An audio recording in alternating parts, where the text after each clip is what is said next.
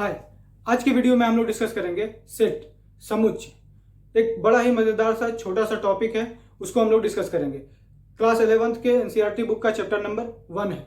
अब यहाँ देखिए चैप्टर नंबर 1 है। चैप्टर नंबर 1 से ही पता चल रहा है कि इसकी इंपोर्टेंस क्या है। कोई भी चीज एक नंबर पे तभी रखा जाता है जब वो बहुत ही महत्वपूर्ण हो।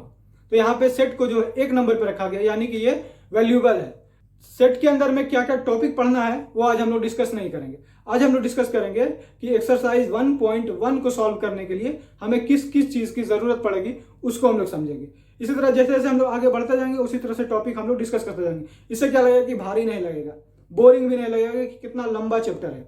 चैप्टर बहुत ही मजेदार है, एकदम आसान चैप्टर है और बहुत ही महत्वपूर्ण चैप्टर है, क्योंकि सेट जो है बहुत सारे अलग अलग डिपार्टमेंट में, मैथमेटिक्स के अलग अलग चैप्टर्स में आपको यूज करने के लिए मिलेगा। अभी देखिए, अगर मैं सेट अभी समझ लेते हैं तो इसका दूसरा चैप्टर जो है रिलेशन एंड फंक्शन, उसमें आपका यूज इसके बिना रिलेशन एंड फंक्शन सॉल्व नहीं होगा। अभी इसी तरह से बुक के आखिरी में चला जाएगा तो प्रोबेबिलिटी में भी इसका बहुत ज्यादा योगदान है। इसलिए इसको पहले नंबर पर रखना है और इसको समझना है, एकदम एक एक पॉइंट को समझना है। तो आइए हम लोग देखते हैं सबसे पहले सेट। अगर चैनल को सब्सक्राइब नहीं किया है तो चैनल को कर दीजिए सब्सक्राइब। ठीक है, चलिए चलते हैं हम लोग आगे टॉपिक पे। तो टॉपिक में सबसे पहला पॉइंट आता है क्या? सेट। अब सेट का वर्ड जैसे ही अपने दिमाग में आता है तो दिमाग में एक कलेक्शन जमा होता है। दिमाग में क्या कलेक्शन जमा होता है? सेट मतलब किसी भी चीज का सेट। सपोज आपको एक एग्जांपल देते हैं कि आपके पास ये मार्कर मेरे पास है, ये आपको हम मार्कर दे दिए 12 पीस। कितना दिए? 12 पीस मार्कर दिए, जिसमें क्या है 3 कलर का मार्कर है, रेड है, ब्लू है और ब्लैक है। अब आपको बोल दिया जाए कि इन 12 मार्कर्स में जो रेड है उसको सेपरेट कर दो, जो ब्लू है उसको सेपरेट कर दो, जो ब्लैक है उसको सेपरेट कर दो। तो मैंने कहा आपको कि ये 3 कलर का पेन, तीनों को अलग अलग सेपरेट कर दो। तो आपने क्या किया? रेड को अलग कर दिया, ब्लू को अलग कर दिया, ब्लैक को अलग कर दिया। तो ये क्या बना? एक सेट बना। रेड कलर का एक कलेक्शन बन गया अलग, ब्लू कलर का कलेक्शन बन गया एक अलग, ब्लैक कलर का कलेक्शन बन गया एक अलग। तो ये क्या है? रेड, ब्लू और ब्लैक का एक सेट बन गया, एक सेट बन गया, जिसको हम लोग मैथमेटिक्स में यूज करते हैं। मैथमेटिक्स में उसी तरह। अभी एक एग्जांपल और लेते हैं। अगर हम कहें कि भारत की नदियों का संग्रह, हम लोग अगर कहें भारत की नदियों का संग्रह, कलेक्शन ऑफ इंडियन रिवर्स, अगर बोले कलेक्शन ऑफ इंडियन रिवर्स, तो इंडिया में जितना भी रिवर है वो सब आ जाएगा किसमें? एक में। सब आ जाएगा किसमें? एक में आ जाएगा। तो ये क्या है? एक सेट है। भारत की नदियों का एक संग्रह क्या है? एक सेट है। उसी तरह से आपको अगर हम बोले आपके मोबाइल का बेसिक सेटिंग का कलेक्शन, आपके मोबाइल के बेसिक सेटिंग्स का कलेक्शन, तो आप कहां जाएंगे? सेटिंग में जाएंगे, क्योंकि वो आपके मोबाइल के बेसिक सेटिंग का पूरा कलेक्शन कहां है? आपके सेटिंग के अंदर में है। ठीक है, तो ये भी क्या है? एक ऑप्शन का एक सेट है, वहां पे सेटिंग्स का एक सेट बना हुआ है। अब समझ लीजिए कि सेट क्या है। अब देखिए इसको मैथमेटिक्स में कैसे समझेंगे कि सेट क्या है।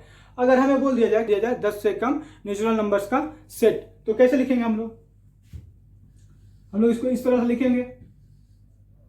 क्या लिखेंगे? 10 से कम में 1, 2, 3, 4, 5, 6, 7, 8, 9।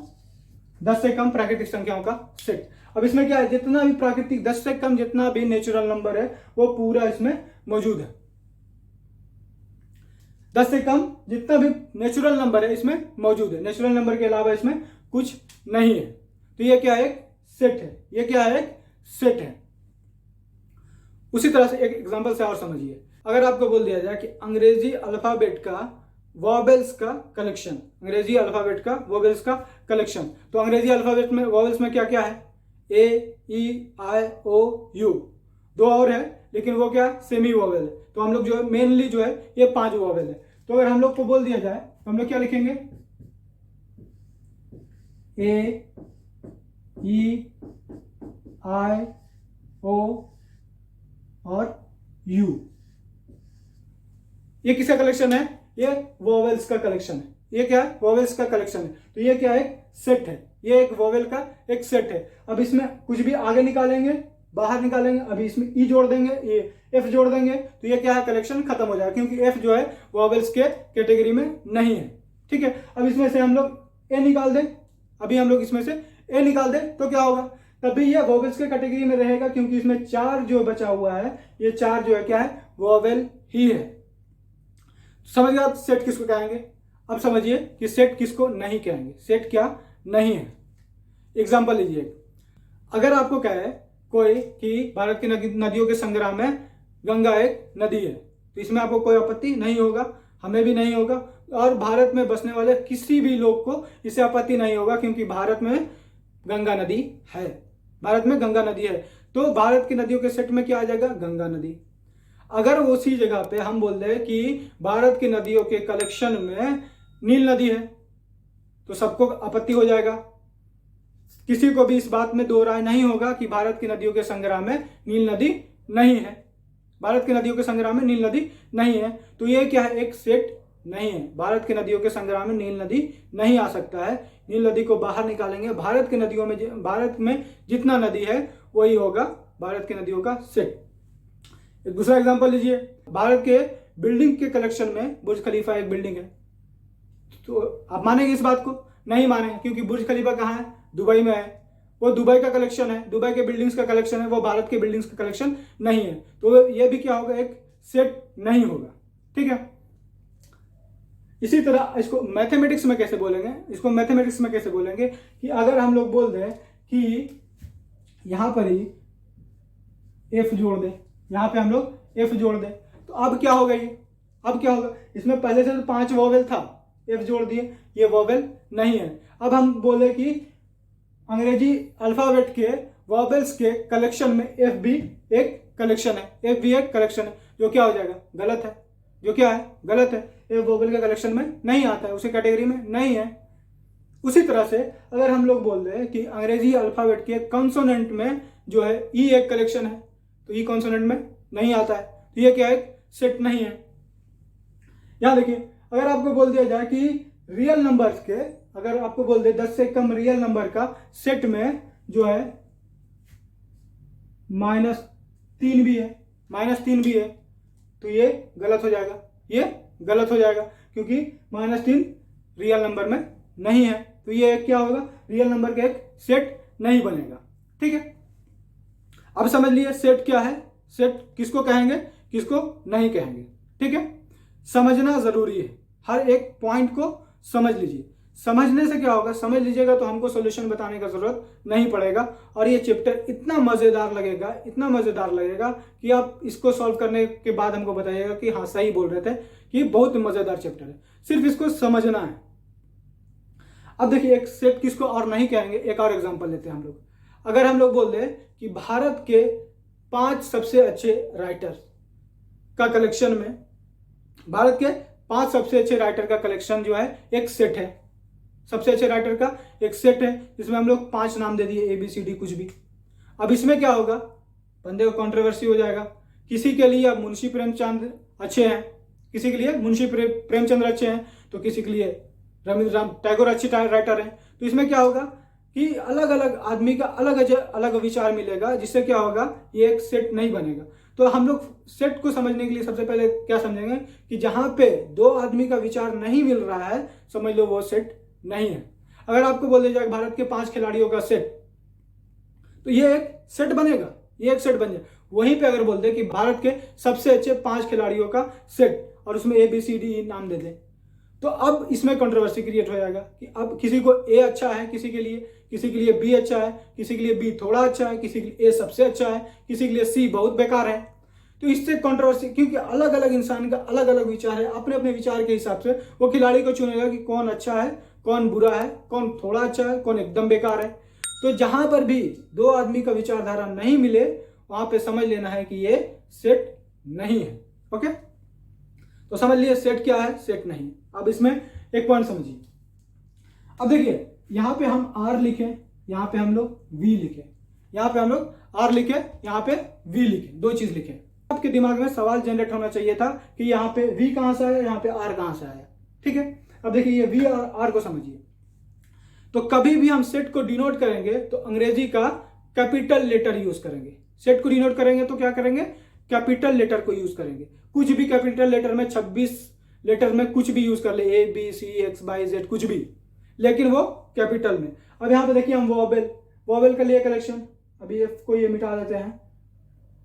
अभी वॉवेल का कलेक्शन लिए, तो वॉवेल का कलेक्शन शुरू होता है वी से, तो हम लोग वी लिख दिए, जिससे क्या पता चलेगा कि वॉवेल है। अब इसके अंदर में ये मटेरियल पूरा लिख दिए, ठीक है। अभी हम लोग रियल नंबर लिए, तो R4 क्या होता है, रियल नंबर होता है। R4 क्या होता है, रियल नंबर होता है, तो हम लोग इसको R से डिनोट कर दिए। तो कभी भी सेट को हम लोग डिनोट करेंगे तो वहां पे हम लोग अंग्रेजी का कैपिटल लेटर यूज करेंगे, स्मॉल नहीं, कैपिटल लेटर यूज करेंगे। स्मॉल कहाँ पे यूज करना है वो भी बताते हैं। अभी देखिए, अभी समझ लें कि हम लोग सेट को डिनोट कैसे करेंगे, सेट को डिनोट कैसे करेंगे। अब समझिए कि सेट, अब स्मॉल लेटर, अभी हम लोग कैपिटल लेटर तो यूज कर लिए किसको, सेट को डिनोट करने में। अब देखिए इसके अंदर में अभी हम कैपिटल लेटर मिटा दिए, वो समझाने के लिए सिर्फ हम लिखे थे, अभी हम इसको स्मॉल लेटर में लिखे, ठीक है। अभी अब इसको स्मॉल लेटर में क्यों लिखे और इसको क्या बोलेंगे हम लोग, तो देखिए कभी भी सेट के अंदर में जो भी मटेरियल होगा, सेट के अंदर में जो भी मटेरियल होगा उसको हम लोग क्या क्या बोलेंगे, एलिमेंट, मेंबर, ऑब्जेक्ट, सदस्य, ठीक है। ये सब चीज जो है, ये सब चीज का सबका मतलब जो है एलिमेंट, मेंबर, सदस्य, ऑब्जेक्ट, वस्तु, ये सब चीज का मतलब एक ही होगा कि सेट के अंदर का मटेरियल, सेट के अंदर का मटेरियल। सेट के अंदर का मटेरियल को हम लोग किससे डिनोट करेंगे, कभी भी कैपिटल स्मॉल लेटर से। सेट के अंदर के मटेरियल को कभी भी डिनोट करेंगे हम लोग स्मॉल लेटर से। कैपिटल लेटर से सेट को डिनोट करेंगे और सेट के अंदर का मटेरियल यानी एलिमेंट, मेंबर, वस्तु, कुछ भी को हम लोग अंदर के मटेरियल को स्मॉल लेटर से डिनोट करेंगे। और उसके साथ में कभी भी हम लोग कॉमा यूज करेंगे, उसके साथ में हम लोग कभी क्या करेंगे, कॉमा यूज करेंगे। हर एक एलिमेंट के बाद एक कॉमा यूज करेंगे, हर एक एलिमेंट के बाद एक कॉमा यूज करेंगे। जैसे कि ए के बाद कॉमा, ई के बाद कॉमा, आई के बाद कॉमा, ओ के बाद कॉमा, क्योंकि एक एलिमेंट से दूसरे एलिमेंट को सेपरेट करने के लिए कॉमा देंगे। तो ठीक है, अभी समझ लिए एलिमेंट क्या है, एलिमेंट, मेंबर, ऑब्जेक्ट, वस्तु, सदस्य, ये सब क्या है, एक ही वर्ड का अलग अलग नेम है। तो जहां पर भी एलिमेंट लिखा रखे, अभी हम लोग एलिमेंट एलिमेंट एलिमेंट बहुत जगह नॉर्मली एलिमेंट यूज करते हैं। अब कहीं पे हमको मेंबर लिखा हुआ दिख जाए तब तो सोचे मेंबर तो पढ़े ही नहीं है, तो कंफ्यूज नहीं होना। याद रखना हमेशा एलिमेंट, मेंबर, ऑब्जेक्ट, हिंदी में वस्तु या अवयव, ये सब जो है एक ही, मतलब एक ही थाली के चट्टे वट्टे, सीधी सीधी समझ लीजिए। जहां भी इसकी बात हो तो समझ लीजिए कि ये सेट के अंदर का बात हो रहा है। और कभी भी सेट के अंदर में अगर हम लोग यूज करेंगे लेटर तो स्मॉल लेटर, स्मॉल लेटर। अब उसको किसी भी डिजाइन में लिखिए, कर्सिव में लिखिए, बोल्ड में लिखिए, अंडरलाइन में लिखिए, जैसे भी लिखना है लिखिए, लेकिन वो स्मॉल लेटर होना चाहिए। उसी तरह से सेट को डिनोट करने के लिए हम लोग क्या करेंगे, कैपिटल लेटर यूज करेंगे, ठीक है। तो अभी हम लोग क्या क्या समझ लिए, सेट समझ लिए, फॉर्मेशन ऑफ सेट समझ लिए, फॉर्मेशन ऑफ सेट समझ लिए। अब देखिए, अब चौथा चीज आता है some special symbol for the special sets. अब ये क्या है, अभी देखिए, अब इसमें क्या क्या है। अभी आर के लिए अभी हम लोग लिखे रियल नंबर, आर के लिए हम लोग लिखे रियल नंबर, वी के लिए लिखे वॉवेल, वी के लिए वॉवेल। अब आर के लिए हम यहां पे पी नहीं लिखेंगे, आर के लिए पी नहीं लिखेंगे, ठीक है। वी के लिए भी हम लोग आर नहीं लिखेंगे, क्योंकि इससे पता चलता है कि वी जो है वॉवेल को डिनोट कर रहा है। अगर इसके अंदर में हम वॉवेल मटेरियल लिख रहे हैं, एलिमेंट इसका दिख रहा है वॉवेल है, तो यहाँ पे हम लोग वी लिखते हैं तो क्लियर पता चलता है ये वी है। आर यहाँ लिखते हैं तो ये क्लियर पता चलता है कि रियल नंबर है। इसी तरह से कुछ स्पेशल सिंबल है फॉर स्पेशल सेट्स, वो हम देखिए लिखते हैं, उसके बाद एक करके समझाएंगे। अब देखिए यहाँ पे 7 जो है स्पेशल सिंबल है, 7 जो है स्पेशल सिंबल है, जिसको हम लोग स्पेसिफिक सेट के लिए यूज करेंगे। देखिए एन किसके लिए यूज करेंगे, एन हम लोग यूज करेंगे ऑल नेचुरल नंबर के लिए, ऑल नेचुरल नंबर के लिए। इसको हम लोग जहां भी देखेंगे तो हम लोग लिखेंगे इसको, हम लोग इसको लिखेंगे द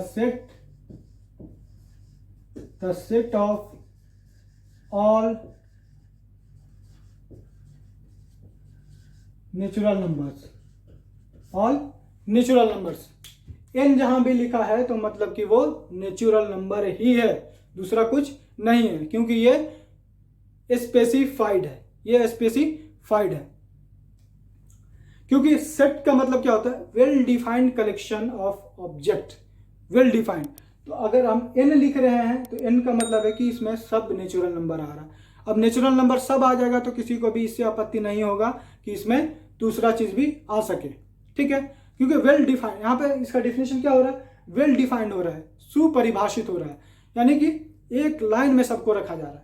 उसी तरह से जेड है, जेड को हम लोग लिखेंगे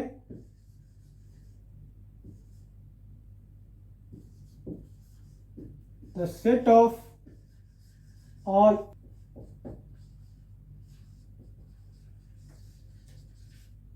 integers, the set of all integers. पूर्णांकों के समुच्चय को क्या बोलेंगे हम लोग, z। पूर्णांकों के समुच्चय को हम लोग किस तरह से डिनोट करेंगे, z से। अब आ गया q, q को हम लोग लिखेंगे the set of all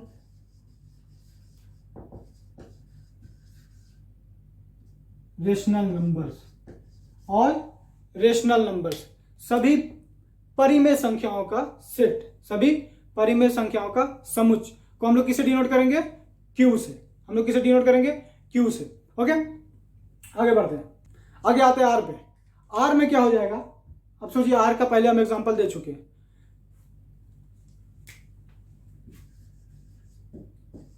the set of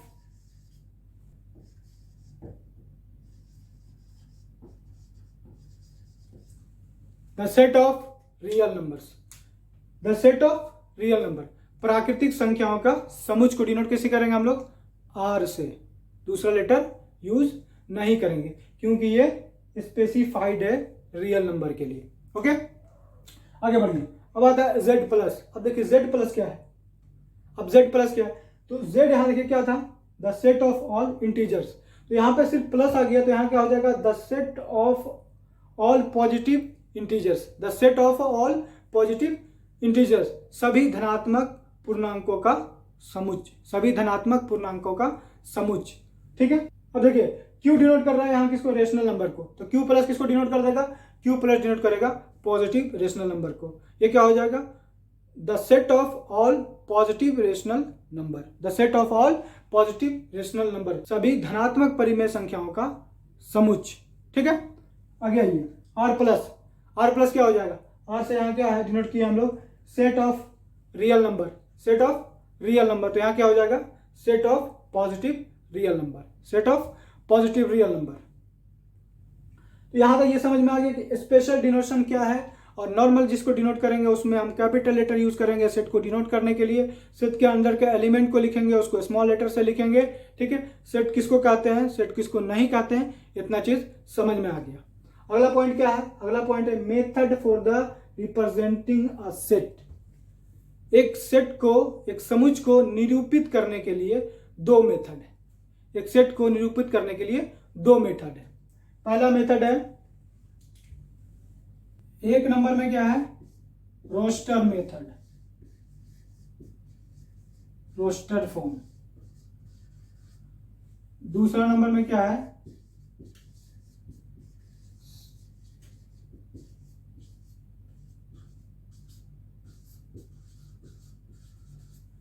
set builder form, set builder form. इसको हिंदी में कहते हैं सारणीबद्ध रूप, और इसको हिंदी में कहते हैं समुच्चय निर्माण रूप। इसको क्या कहेंगे, दूसरे नंबर को समुच्चय निर्माण रूप, पहले नंबर को क्या कहेंगे हम लोग, सारणीबद्ध रूप। ठीक है, नॉर्मली हम लोग इंग्लिश यूज करेंगे, आसान है। ठीक है, अब देखिए अब बात आता है कि रोस्टर में किसको लिखेंगे और हम लोग बिल्डर में किसको लिखेंगे। तो पहले समझिए रोस्टर फॉर्म को, उसके बाद समझेंगे हम लोग सेट बिल्डर फॉर्म को। तो रोस्टर फॉर्म में अभी देखिए यहाँ पे एग्जांपल मिटा दिए, एग्जांपल हम लोग लिखे थे क्या, 10 से कम रियल नंबर्स का सेट, तो हम लोग क्या लिखे 1 2 3 4 5 6 7 8 9 तक लिखे थे। वो क्या था, रोस्टर फॉर्म था। वो क्या था, रोस्टर फॉर्म। जिस भी सेट को हम लोग एक सीरियल में, एक सीरीज में लिखते हैं, एक सीरीज में लिखते हैं, एक सारणीबद्ध तरीके से लिखते हैं, वो होगा क्या, रोस्टर फॉर्म। अभी देखिए एक एग्जांपल लेते हैं कि 10 से कम विषम प्राकृतिक संख्याओं का सेट, 10 से कम विषम प्राकृतिक संख्याओं का समुच्चय। इसको कैसे लिखेंगे, देखिए इसको ओ से डिनोट करते हैं। ठीक है, उसके बाद क्या हो जाएगा, क्या क्या हो जाएगा, 2 नहीं 3 5 7 और क्या हो जाएगा 9, 3, 5, 7, 9। 10 से कम विषम प्राकृतिक संख्याओं का सेट क्या हो जाएगा? 3, 5, 7, 9। और कभी भी जब रोस्टर फॉर्म में हम सेट को लिख रहे हों, उसके अंदर के मटेरियल को, उसके अंदर के एलिमेंट्स को हम लिख रहे हों, तो हम लोग यूज करेंगे क्या? मंझली ब्रैकेट। हम लोग क्या यूज करेंगे? मंझली ब्रैकेट। 3 तरह का ब्रैकेट होता है। इसको हम लोग क्या कहते हैं? बड़ी ब्रैकेट। इसको हम लोग क्या कहते हैं? मंझली ब्रैकेट। और इसको हम लोग क्या कहते हैं? छोटी ब्रैकेट। तो हम लोग को सेकंड नंबर का ब्रैकेट यूज करना है रोस्टर फॉर्म में लिखते टाइम। ठीक है, जैसे कि अभी हम लोग पहले का एग्जांपल लिए थे क्या? वॉवेल का एग्जांपल लिए थे। इसको अगर हमें बोल दिया जाए कि अंग्रेजी वर्णमाला के स्वर के समुच्च को रोस्टर फॉर्म में लिखे, तो उसको किस तरह से लिखेंगे? ए, ई, आई, ओ और यू। इस तरह से क्या करेंगे हम लोग? मंझली ब्रैकेट लेंगे, स्मॉल लेटर लेंगे और कॉमा लेंगे। रोस्टर फॉर्म में लिखने के लिए याद रखिए क्या क्या करेंगे? मंझली ब्रैकेट लेंगे, स्मॉल लेटर लेंगे, कॉमा लेंगे। ये रोस्टर फॉर्म होगा। अभी रोस्टर फॉर्म में लिखने के लिए एक पॉइंट और है। अब वो पॉइंट क्या है? यहाँ तो 3 पॉइंट समझ लिए हम लोग कि कभी भी रोस्टर फॉर्म में लिखेंगे तो मंझली ब्रैकेट यूज करेंगे, स्मॉल लेटर यूज करेंगे और कॉमा यूज करेंगे। चौथा पॉइंट है कि कभी भी रोस्टर फॉर्म में लिखा हुआ रहे और कोई भी एलिमेंट डबल हो रहा है तो उसे रोस्टर फॉर्म में नहीं रखा जा सकता। कोई भी एलिमेंट को आगे पीछे कर सकते हैं, कोई भी एलिमेंट को आगे पीछे कर सकते हैं। अब यहाँ पर हम ए, ई, आई, ओ, यू लिखे, ओ को हम लोग बीच में लिख देते, ए को लास्ट में लिख देते, यू को फर्स्ट में लिख देते, नो इश्यू, बट रिपीट नहीं होना चाहिए। फॉर एग्जाम्पल, अगर आपको बोल दिया जाए स्कूल, अगर आपको बोल दिया जाए स्कूल शब्द के समुच्चय को रोस्टर फॉर्म में लिखे। अब स्कूल क्या है? एक सेट है, उसमें किसी को भी दो मत नहीं है, किसी का भी दो मत नहीं है, किसी का भी कंट्रोवर्सी उसमें क्रिएट नहीं होता है। स्कूल जो हम लिखेंगे वही आप लिखिए, वही सारी दुनिया लिखती है।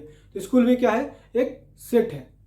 तो हम लोग स्कूल क्या लिखेंगे? तो देखिए पहले स्कूल को कैसे लिखेंगे हम लोग?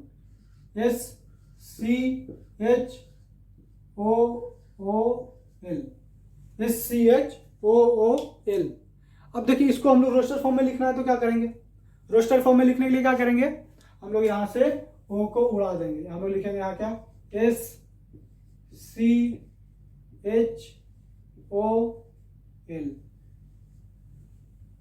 ओ एक गायब हो जाएगा।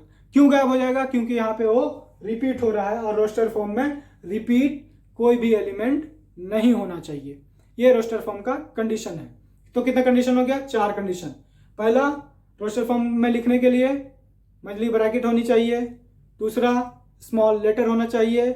तीसरा, कॉमा होना चाहिए। चौथा, कोई भी एलिमेंट रिपीट नहीं होना चाहिए। एक एग्जांपल और समझिए। अगर आपको बोल दिया जाए कि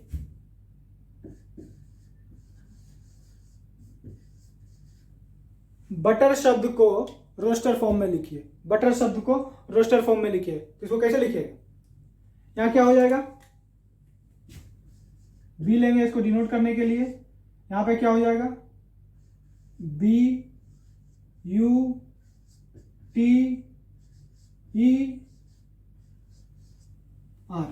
यहां से एक टी गायब हो जाएगा, यहां से एक टी गायब हो जाएगा। तो समझ में आ गया रोस्टर फॉर्म? कभी भी रोस्टर फॉर्म में लिखने के लिए किसी भी एलिमेंट को रिपीट नहीं होना चाहिए। कॉमा एक एलिमेंट से दूसरे एलिमेंट को सेपरेट करने के लिए कॉमा होना चाहिए।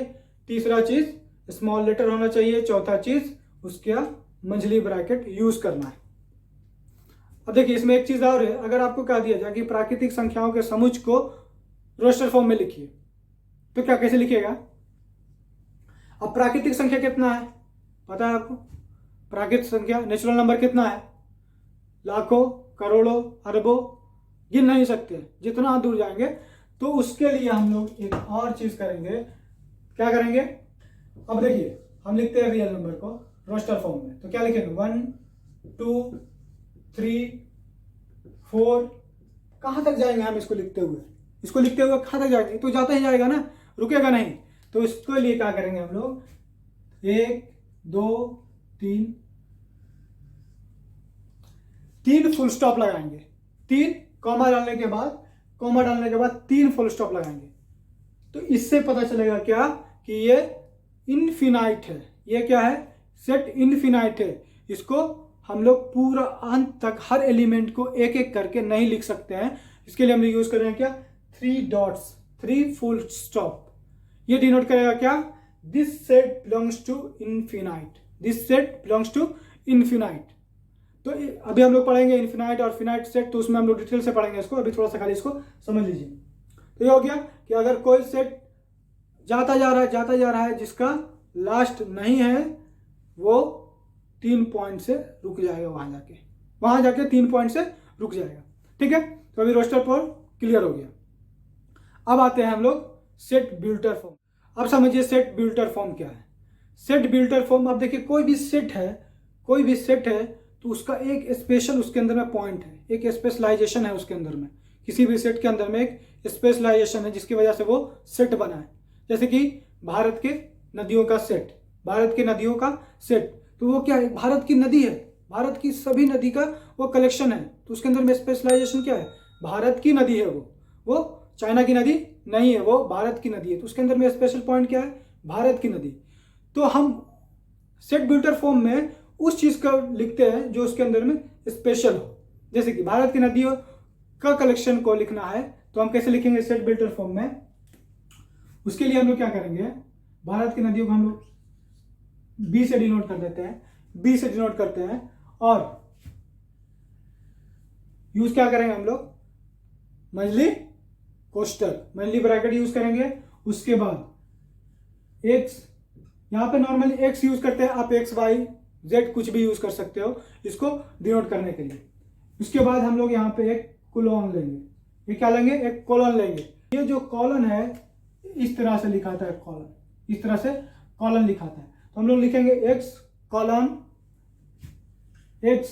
उसके बाद लिखेंगे क्या? उसके बाद लिखेंगे भारत,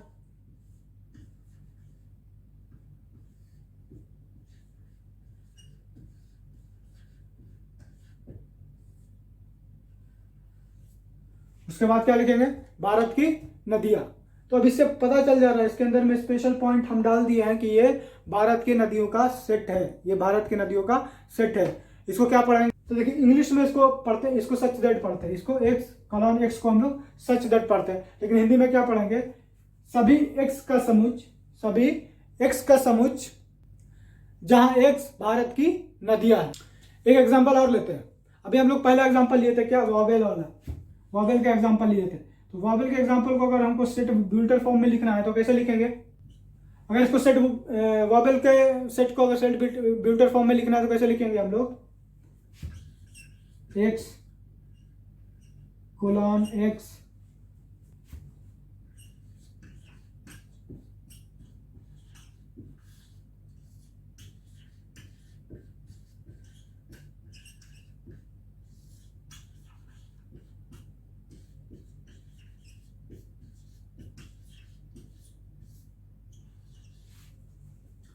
एक्स कोलन एक्स अंग्रेजी वर्णमाला का एक स्वर है।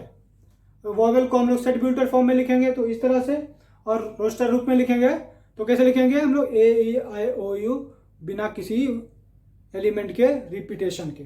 ठीक है, तो ये समझ में आ गया रोस्टर फॉर्म क्या है, सेट बिल्टर फॉर्म क्या है, ये भी समझ में आ गया। इसके अंदर में जितना भी पॉइंट था हम सबको समझाने की कोशिश की है।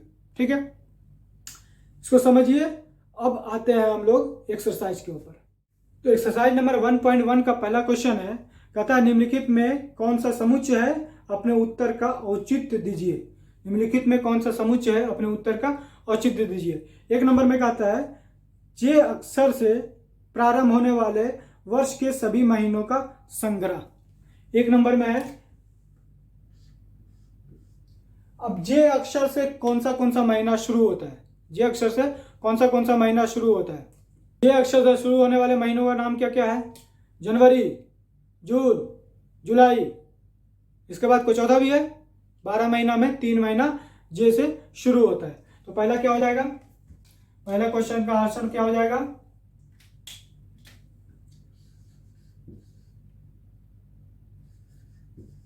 जनवरी,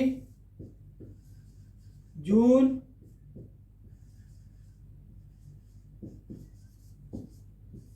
जुलाई, जनवरी, जून, जुलाई। दूसरा क्वेश्चन देखिए, दूसरा क्वेश्चन में कहता है कि भारत के 10 सबसे अधिक प्रतिभाशाली लेखकों का संग्रह। 2 नंबर में भारत के सबसे अधिक प्रतिभाशाली लेखकों का संग्रह, तो इसको क्या बोलेंगे, यह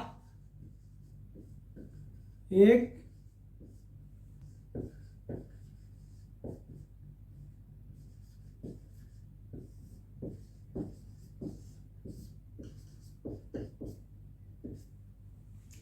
यह एक समुच्चय नहीं है, एक सुपरिभाषित वेल डिफाइंड नहीं है, क्योंकि किसी के लिए वो प्रतिभाशाली है, किसी के लिए वो प्रतिभाशाली नहीं है।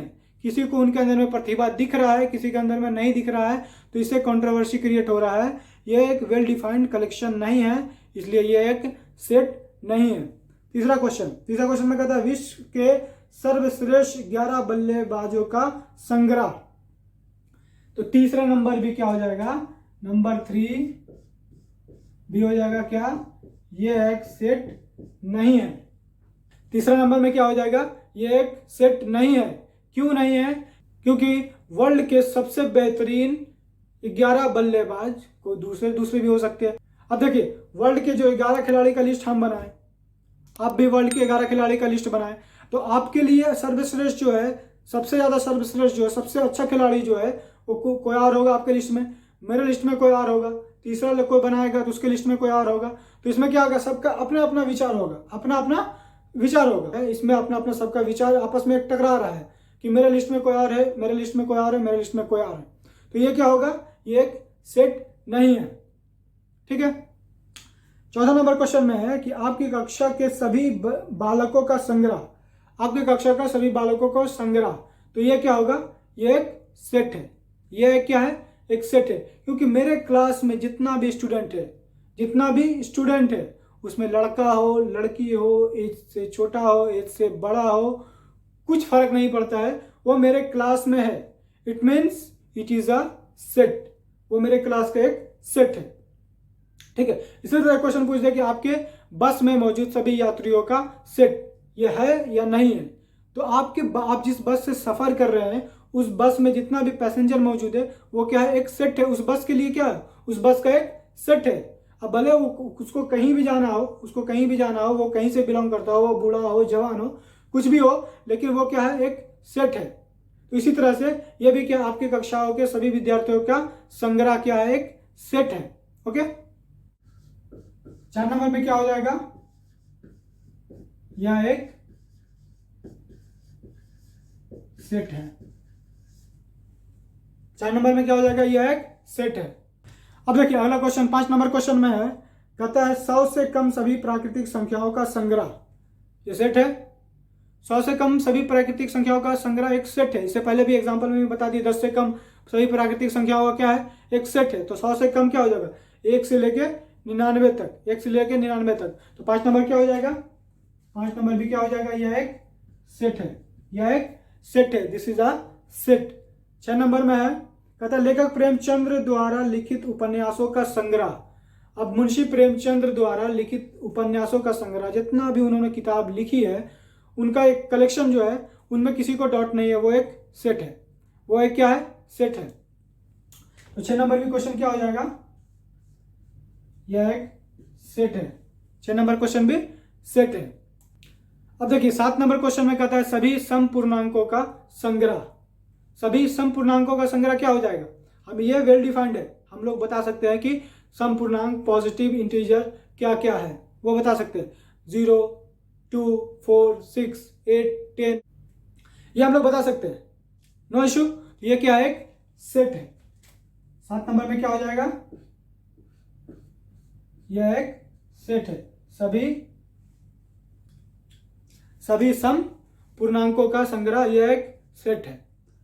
8वां नंबर क्वेश्चन में कहता है इस अध्याय में आने वाले प्रश्नों का संग्रह। अब ये सेट है या नहीं है। अब देखिए इस चैप्टर में, इस एक्सरसाइज में कितना क्वेश्चन आ रहा है वो डिफाइंड है ना, वो डिफाइंड हम जानते हैं। 20 क्वेश्चन आ रहा है, 25 क्वेश्चन आ रहा है, 30 क्वेश्चन आ रहा है, जितना भी आ रहा है डिफाइंड है। तो ये क्या है, एक सेट है। ये क्या है, एक सेट है। इस अध्याय में आने वाले सभी प्रश्नों का संग्रह, ये क्या है, एक सेट है। तो 8 नंबर भी क्या हो जाएगा, सेट। 8 नंबर भी क्या हो जाएगा, ये एक सेट है। 9 नंबर में है, कहता है विश्व के सबसे अधिक खतरनाक जानवरों का संग्रह। 9 नंबर में कहता है विश्व में सबसे अधिक खतरनाक जानवरों का संग्रह। ये एक सेट है, ये एक वेल डिफाइंड कलेक्शन है। सोचिए, अब देखिए बहुत सारे लोग जो है कॉकरोच से भी डर जाते हैं, तो उनके लिए खतरनाक तो वही हो गया, कॉकरोच ही हो गया। बहुत सारे लोग कुत्ते को देख के डर जाते हैं, बहुत सारे लोग कुत्ते को गोद में लेके घूमते हैं, ठीक है। बहुत सारे लोग शेर को देख के डर जाते हैं, बहुत सारे लोगों के लिए शेर जो है खतरनाक जानवर है, लेकिन सऊदी दुबई वाले लोग शेर पाल के घूमते हैं, तो उनके लिए वो खतरनाक नहीं है। लेकिन मेरे लिए क्या है, वो खतरनाक। हम शेर को देखते ही निकल लेंगे यहाँ से। तो ये भी क्या है, एक वेल डिफाइंड कलेक्शन नहीं है, ये भी क्या है, एक सेट नहीं है। तो विश्व के सबसे अधिक खतरनाक जानवरों का संग्रह को हम लोग सेट नहीं बोल सकते हैं। तो ये 9 नंबर में क्या हो जाएगा, 9 नंबर में हो जाएगा यह एक सेट नहीं है, यह एक सेट नहीं है। ओके, अब देखिए क्वेश्चन नंबर 2 में दिया हुआ है, कहता है मान लीजिए a बराबर 1 2 3 4 5 6 एक सेट है, तो रिक्त स्थानों में प्रयुक्त प्रतीक, यहाँ देखिए हम लिखे हैं ये डालें। a बराबर एक सेट दिया हुआ है 1 2 3 4 5 6, और यहाँ पे हमें फिल इन द ब्लैंक्स दिया हुआ है, इसमें डालना है या तो ये आएगा या तो ये आएगा। अब ये आएगा कि ये आएगा, ये डिसाइड करने से पहले समझते हैं कि ये दोनों चीज है क्या। ग्रीक अल्फाबेट का ये एक लेटर है जिसको हम लोग क्या बोलते हैं, इप्सिलॉन, जिसका नाम क्या है, इप्सिलॉन। लेकिन अभी यहाँ पर जो हम यूज करेंगे तो इसको पढ़ेंगे हम लोग बिलोंग्स टू, और इसको बीच से कट कर देंगे तो इसको पढ़ेंगे हम लोग डज नॉट बिलोंग्स टू। देखिए इसका मतलब क्या, सीधा सीधा कि अगर किसी का रिश्तेदारी, सपोज कीजिए कि मेरा और आपका रिश्तेदारी स्टूडेंट टीचर का, तो यहाँ पे हम लोग क्या यूज करेंगे, ये इप्सिलॉन यूज करेंगे। मेरा आपका रिश्तेदारी है, किसी का रिश्तेदारी नहीं है, तो वहां पे हम लोग क्या यूज करेंगे, ये, कि इसका इससे को मतलब नहीं है। तो अब यहाँ क्वेश्चन में दिया हुआ है कि a बराबर दिया हुआ है 1 2 3 4 5 6, एक सेट दिया हुआ है, तो कहता है कि 5 a का रिश्तेदार है या नहीं है, 5 a का रिश्तेदार है या नहीं है, या सेट a का एलिमेंट 5 है या नहीं है। ये पूछ रहा है कि सेट a का एलिमेंट 5 है या नहीं है। तो यहाँ पे क्या बताएंगे हम,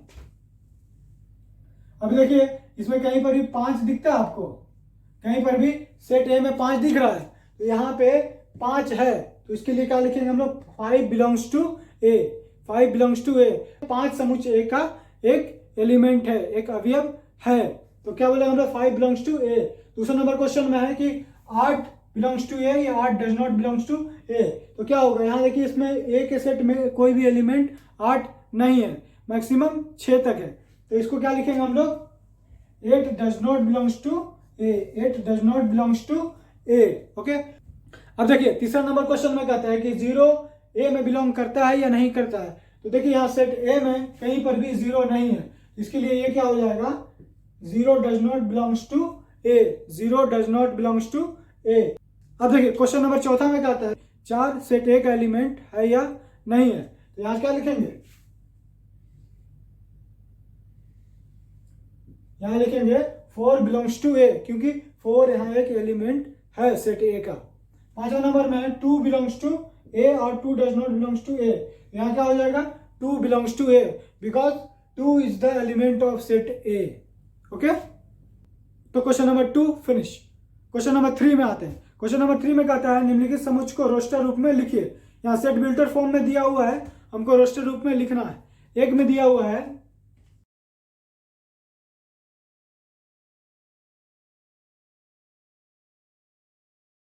जहां बोलता है x जो है -3 से बड़ा और 7 से छोटा है, इसको हम लोग को रोस्टर रूप में लिखना है, रोस्टर रूप में लिखना है।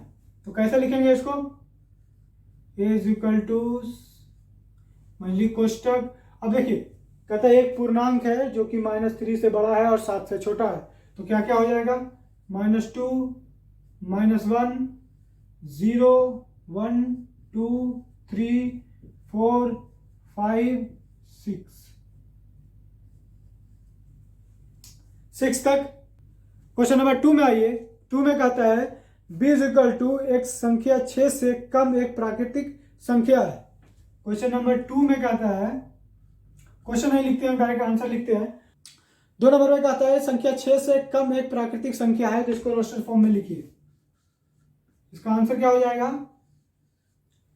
संख्या 6 से कम एक प्राकृतिक संख्या है तो क्या हो जाएगा? 1 2 3 4 5, बस खलास, बस सेवा समाप्त, 5 तक। अब देखिए क्वेश्चन नंबर 3 में कहता है कि c is equal to x 2 अंकों की ऐसी प्राकृतिक संख्या है जिसके अंकों का योगफल 8 है। 2 अंकों की ऐसी प्राकृतिक संख्या जिसका योग क्या है? 8 है। Question number 3, c is equal to कहता है x एक ऐसी 2 अंकों की प्राकृतिक संख्या है जिसका योग 8 है। तो पहला क्या हो जाएगा? 17, दूसरा क्या हो जाएगा? 26, तीसरा क्या हो जाएगा? 35, चौथा क्या हो जाएगा? 5वां क्या हो जाएगा? 53, उसके आगे क्या हो जाएगा? 62, उसके आगे क्या हो जाएगा? 71, और उसके बाद क्या हो जाएगा? 80। 17, 26, 35, 44, 53, 62, 71 और 80। क्वेश्चन नंबर 4 में कहता है d is equal to x एक अभाज्य संख्या है जो संख्या 60 की भाजक है। क्वेश्चन नंबर 4 डी में कहता है कि x एक अभाज्य संख्या है जो संख्या 60 की भाजक है। तो क्या हो जाएगा? संख्या 60 की भाजक 2 3 5, 2 3 और 5। अब देखिए क्वेश्चन नंबर 5 में कहता है E is equal to trigonometry शब्द के सभी अक्षरों का समुच्चय। अब ट्रिग्नोमेट्री क्या है? एक सेट है। ट्रिग्नोमेट्री एक सेट है। तो कहता है हमको E is equal to trigonometry का एक सेट है, उसको हम लोग को रोस्टर फॉर्म में लिखना है। तो देखिए पहले ट्रिग्नोमेट्री को लिखिए TRIGONOMETRY।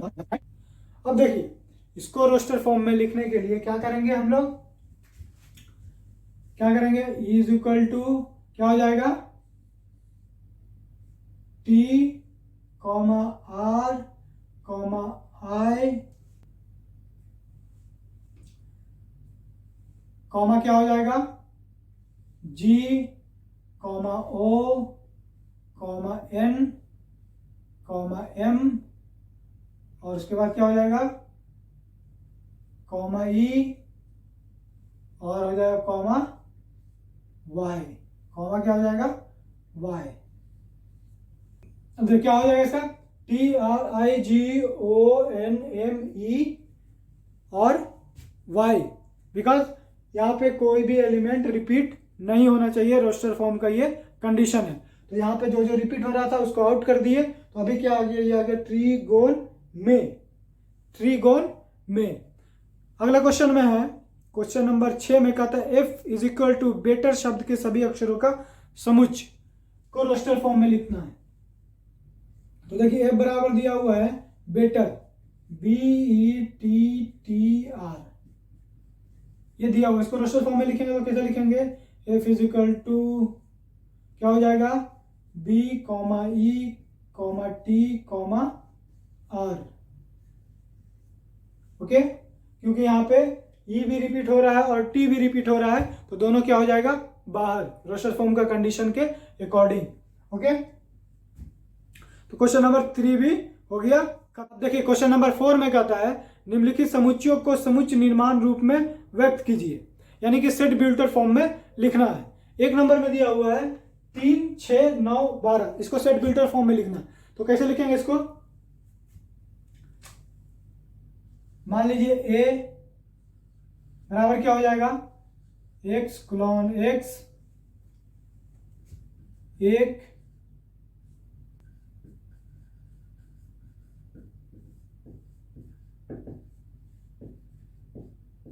X एक प्राकृतिक संख्या है, और देखिए यहां क्या हो रहा है? 3, 6, 9, 12, यानी कि इन दोनों के बीच का डिफरेंस क्या है 3, इन दोनों के बीच का डिफरेंस क्या है 3, 6 और 3 का डिफरेंस क्या है 3, 9 और 6 का डिफरेंस क्या है 3, 12 और 9 का डिफरेंस क्या है 3, यानी कि 3 3 के गुना में चल रहा है। तो क्या लिखेंगे और 3 का गुणांक है, 3 का गुणांक है जहां x लेस देन 15, जहां x लेस देन 15, क्योंकि 12 तक ही रुक जा रहा है ये। और तीसरा अगर इसके बाद में पांचवा गुणांक चलेंगे तो कितना हो जाएगा 12 3 15, जो कि 15 से कम है। ओके, दूसरा नंबर में दिया हुआ है 2 4 8 16 और 32। दूसरा नंबर में दिया हुआ है 2 4 8 16 32। इसको बोलते हैं रोस्टर फॉर्म में, सेट बिल्टर फॉर्म में लिखिए। इसको कैसे लिखेंगे, मान लीजिए इसको b बराबर क्या हो जाएगा x कोलन x बराबर क्या हो जाएगा 2 to the power n, 2 to the power n। क्यों, क्योंकि देखिए यहाँ पे दो दो, अभी देखिए इसका पावर 2 का पावर अगर 1 रखे तो क्या आ जाएगा 2, 2 का पावर 2 रखे तो क्या आ जाएगा 4, 2 का पावर 3 रखे तो क्या आ जाएगा 8, 2 का पावर 4 रखे तो क्या आ जाएगा 16, और 2 का पावर 4 रखे तो क्या आ रहा था 16, 2 का पावर 5 रखे तो क्या आ जाएगा 32। तो ये जहां x जो क्या है x to the power n, और जहां क्या हो जाएगा n belongs to n, n belongs to natural number, n belongs to small n मतलब n ये पावर और कैपिटल N मतलब नेचुरल नंबर। जहां n लेस देन और इक्वल टू 5, 5 के बराबर या 5 से छोटा, 5 से बराबर है 5 से बड़ा नहीं है, 5 से कम है या तो 5 के बराबर है। n का वैल्यू क्या है 5 से कम है या फिर 5 तक है। तो क्या हम लोग इसको किस तरह लिखेंगे, x such that x is equal to 2 to the power n, जहां n बिलोंग्स टू n, जहां n belongs to natural number और n जो है 5 से छोटा है या 5 के बराबर है। ओके, तीसरा में कहता है कि 5 25 125 और 625 को सेट बिल्टर फॉर्म में लिखें। 3 नंबर में कहता है 5 25 125 और 625 को सेट बिल्टर फॉर्म में लिखना है। तो देखिए सेम ये ऊपर वाला क्वेश्चन है, सेम ऊपर वाला क्वेश्चन, ऊपर में क्या था सिर्फ 2 का पावर चल रहा था, 2 के ऊपर पावर चल रहा था, नीचे में क्या है 5 का पावर है, नीचे में क्या है 5 के ऊपर पावर है और कुछ नहीं है। सी बराबर देखिए क्या हो जाएगा x कोलन क्या हो जाएगा x बराबर क्या हो जाएगा 5 to the power n, 5 to the power n, जहां n belongs to natural number, जहां n belongs to natural number और n क्या है, अब देखिए 5 का पावर 1 तो 5, 5 का पावर 2 तो 25, 5 का पावर 3 तो 125, 5 का पावर 4 तो 625, लेस देन और इक्वल टू 4, 4 के बराबर है या फिर 4 से छोटा है। यानी कि 5 का 1 पावर तो 5, 5 का 2 पावर तो 25, 5 का 3 पावर तो 125 और 5 का 4 पावर तो 625। तो इसका मतलब क्या है n 4 से छोटा है या फिर 4 के बराबर है। ओके, चौथा नंबर में है 2 4 6 डॉट डॉट डॉट, इसको बिल्डर फॉर्म में लिखना है। 4 नंबर में है 2 4 6 डॉट डॉट डॉट, इसको सेट बिल्डर फॉर्म में लिखना है। तो देखिए यहाँ क्या पता चल रहा है, यहाँ पता चल रहा है कि 2 4 6 8 10 12 सम प्राकृतिक संख्या है, पॉजिटिव नेचुरल नंबर है, पॉजिटिव नेचुरल नंबर है। तो इसको d इज इक्वल टू क्या लिखेंगे, d इज इक्वल टू क्या लिखेंगे, इसको x कोलन x, जहां x सम प्राकृतिक संख्या है।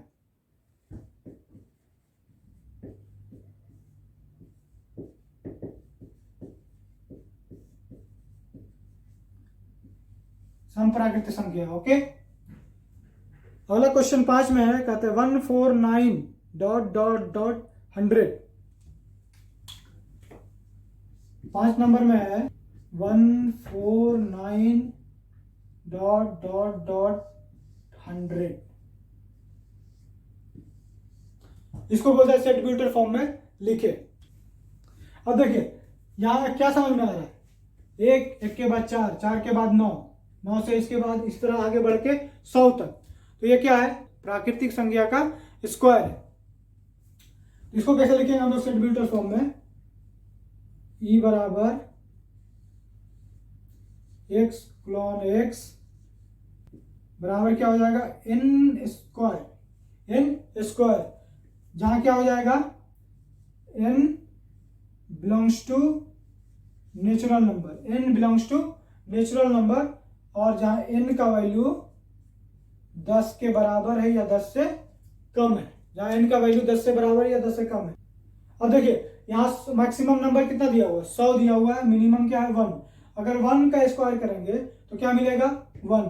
अगर यहाँ पे हम लोग यहाँ 2 रखे, n की जगह पे 2 रखे तो क्या मिल जाएगा 4, 3 रखे तो क्या मिल जाएगा 9, इसी तरह से 4 रखेंगे तो क्या मिल जाएगा 16।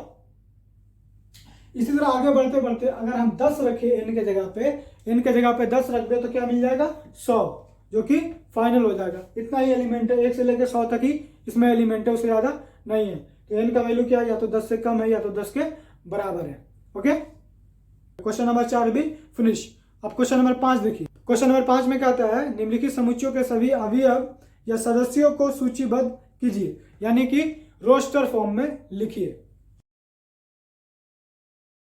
अब देखिए क्वेश्चन नंबर 5 में क्या आता है, निम्नलिखित समुच्चयों के सभी अवयवों या सदस्यों को सूचीबद्ध कीजिए, यानी कि रोस्टर फॉर्म में लिखिए। एक में दिया हुआ है a बराबर x क्लॉन x, यानी x सच दैट x एक विषम प्राकृतिक संख्या है, एक विषम प्राकृतिक संख्या है।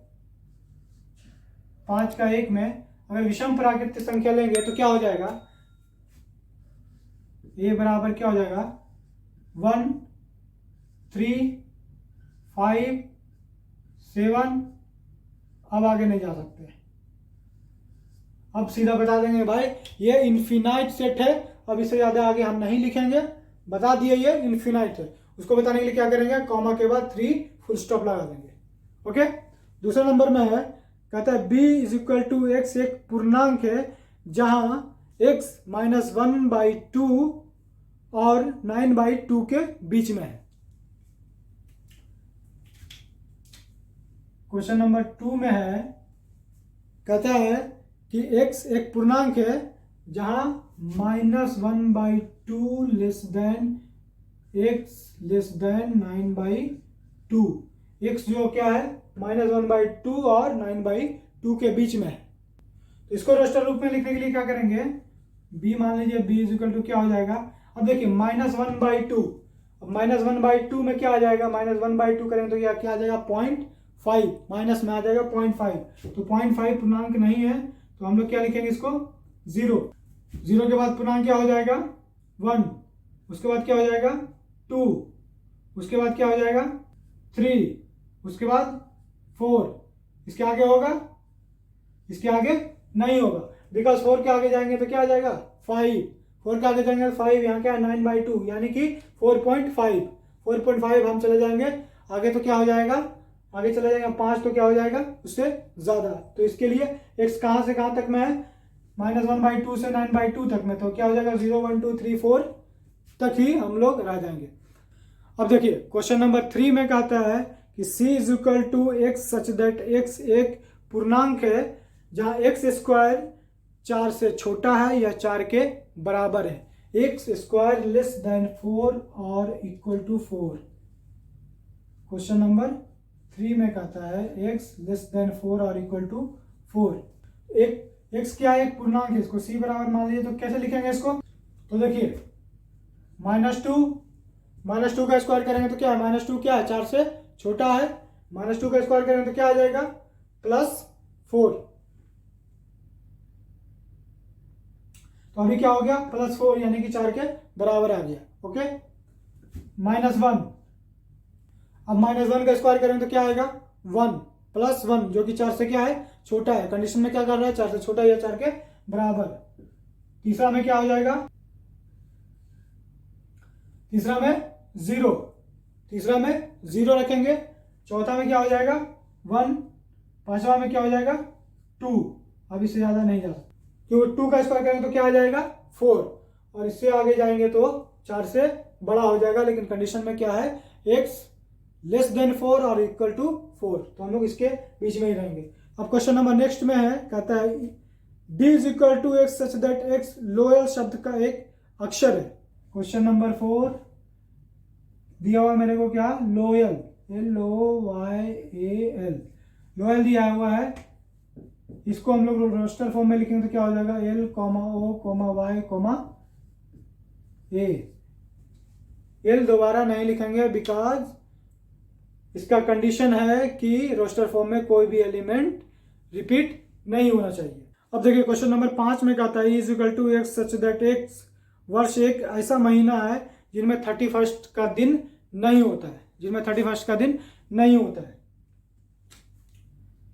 5 नंबर में इज इक्वल टू एक्स एक ऐसा महीना है जिनमें 31 का दिन नहीं होता है। कौन सा हो जाएगा, फरवरी, अप्रैल,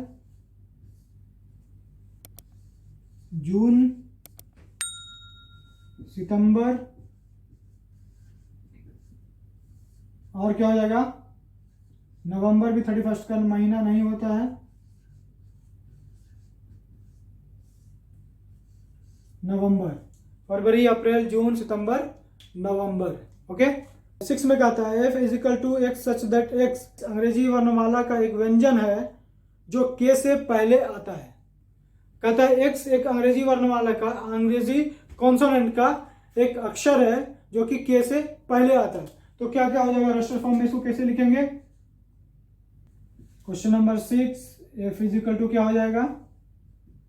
अब देखिए कहता है k से पहले आता है और इंग्लिश अल्फाबेट का क्या है कॉन्सोनेंट है, तो इसमें सबसे पहले क्या कीजिए वावेल को डिलीट कीजिए, तो a डिलीट कीजिए तो क्या आ जाएगा b, उसके बाद क्या आ जाएगा c, उसके बाद क्या आ जाएगा d, उसके बाद e को डिलीट कीजिएगा तो क्या आ जाएगा f, because e belongs to vowel f, उसके बाद क्या आ जाएगा g, उसके बाद क्या आ जाएगा h, उसके बाद क्या आ जाएगा i को डिलीट कीजिए तो क्या आ जाएगा, उसके बाद क्या आ जाएगा j, उसके बाद क्या आ जाता है k, तो बोलता है k से पहले आने वाले अक्षर, तो क्या हो जाएगा b c d f g h j।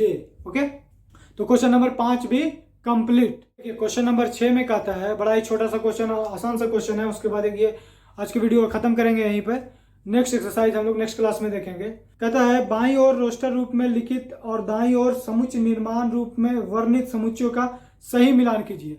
Left hand side में बुक सामने रखिए तो समझ में आएगा। देखिए कभी भी वीडियो देख रहे हो मेरा तो बुक सामने रखिए, क्योंकि हम क्वेश्चन पूरा लिखते नहीं है, मुंह से बोल देते हैं, तो क्वेश्चन हो सकता है आपके ध्यान से निकल जाए, तो बुक सामने रखिए, उसके बाद क्वेश्चन को पढ़िए, तो उससे क्या समझ में आएगा कि क्वेश्चन आपको 100% जाएगा, सॉल्यूशन यहाँ से पूरा एक्सप्लेन होकर मिल जाएगा, तो उससे ज़्यादा समझ में आएगा। इसलिए किताब हमेशा सामने रखिए। तो किताब में देखिए लेफ्ट हैंड साइड में दिया हुआ है रोस्टर फॉर्म में हमें सेट दिया हुआ है, और राइट हैंड साइड में जो है सेट ब्यूल्टर फॉर्म में सेट दिया हुआ है। उसको कहता है मैच करने के लिए कि कौन सा रोस्टर कौन सा सेट ब्यूल्टर से मैच हो रहा है। तो देखिए 1 नंबर क्वेश्चन में दिया हुआ है 1 2 3 6, ये किससे मैच होगा। इसको मैच करने से पहले देखिए कि ये क्या है, 1 है, 2 है, 3 है, 6 है। इधर देखिए तो इधर आपको सी में अगर देखिएगा तो एक सच दैट एक्स एक प्राकृत संख्या है और 6 की भाजक है। तो यहाँ भी देखिए 6 भी अपने खुद से कटेगा, 3 से भी कटेगा, 2 से भी कटेगा और 1 से भी कटेगा। तो ये क्या है 6 का भाजक है। इसको हम लोग मैच करेंगे किससे, इसको हम लोग मैच करेंगे किससे, सी से। ये मैच हो जाएगा किससे, सी से। दूसरे नंबर में है 2 3, दूसरे नंबर में क्या है 2 3, और यहां आ जाइए ए नंबर में आइए तो क्या है एक्स सच दैट एक्स एक प्राकृत संख्या, एक अभाज्य संख्या है और 6 का भाजक है। तो ये 2 नंबर मैच कर जाएगा, 2 नंबर मैच कर जाएगा किससे, ए से, 2 नंबर मैच करेगा किससे, ए से, बिकॉज 2 और 3 क्या है संख्या 6 का भाजक है, संख्या 6 का भाजक है। क्वेश्चन नंबर 3 में है MATHEICS रोस्टर फॉर्म में लिखा हुआ है। इधर देखिए क्वेश्चन नंबर डी में है कि x such that x mathematics शब्द का एक अक्षर है। तो ये किससे मैच हो जाएगा, ये मैथमेटिक्स का ही रोस्टर फॉर्म लिखा हुआ है, तो ये किससे मैच हो जाएगा, ये मैच हो जाएगा डी से, ये मैच हो जाएगा डी से। अब एक लास्ट बचता है, वो क्या है 13579, 13579 ये क्या है, ये देखिए ओड नेचुरल नंबर है, ओड नेचुरल नंबर है। तो बी में देखिए एक सच दैट एक संख्या 10 से कम एक विषम प्राकृत संख्या है, एक विषम प्राकृत संख्या है। बुक में देखिएगा, हो सकता है हम कहीं पे यहाँ पे कुछ लिखने में मिस कर दिए हो, तो बुक में मैच कीजिएगा। बी में है क्या, एक सच दैट एक संख्या 10 से कम एक विषम प्राकृत संख्या है, तो ये किससे मैच हो जाएगा, ये मैच हो जाएगा बी से, ये मैच हो जाएगा किससे, बी से। ओके, तो आज का लेसन, आज का क्लास, आज का वीडियो ओवर। Exercise 1.1 finish.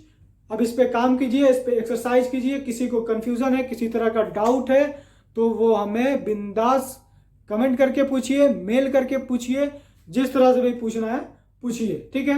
मिलते हैं नेक्स्ट क्लास में, नेक्स्ट वीडियो में, नेक्स्ट एक्सरसाइज के लिए। चैनल को अगर सब्सक्राइब नहीं किए हैं तो सब्सक्राइब कीजिए। इसी तरह से आपको अगर हम दूसरा एक्सरसाइज का क्लास लेंगे तो आपको उसका नोटिफिकेशन पहुंच जाएगा। ओके, तो मिलते हैं नेक्स्ट।